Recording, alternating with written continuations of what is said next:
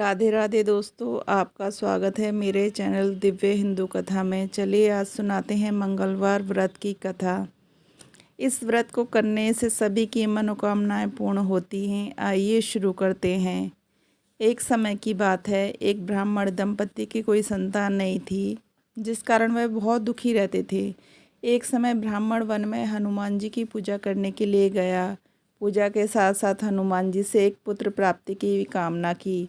उसकी पत्नी भी घर पर मंगलवार का व्रत रखती और पूजा करती थी। शाम को वह हनुमान जी के लिए भोग भी बनाती। एक दिन वह व्रत के दिन ना तो हनुमान जी का भोग बना पाई, ना ही उनको भोग लगाया। उसने प्रण किया कि मैं अगले मंगलवार को हनुमान जी का भोग लगाकर ही भोजन करूंगी।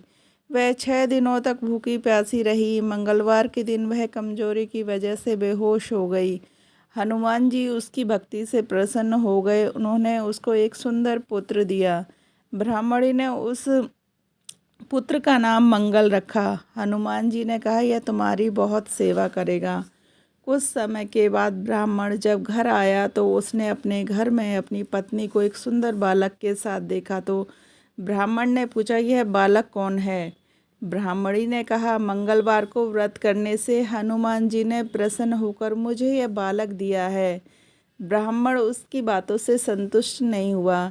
एक दिन ब्राह्मण पानी भरने के लिए कुएं पर जा रहा था। तब ब्राह्मणी ने कहा, मंगल को भी ले जाओ। ब्राह्मण बालक को अपने साथ लेकर लेकर गया, लेकिन जब लौटा तो वह अकेला था। उसने बालक को कुएं में ही फेंक दिया था।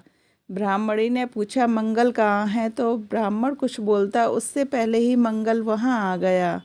उस रात ब्राह्मण के सपने में हनुमान जी आए और उन्होंने उसको कहा कि यह बालक मेरा ही बाल रूप है।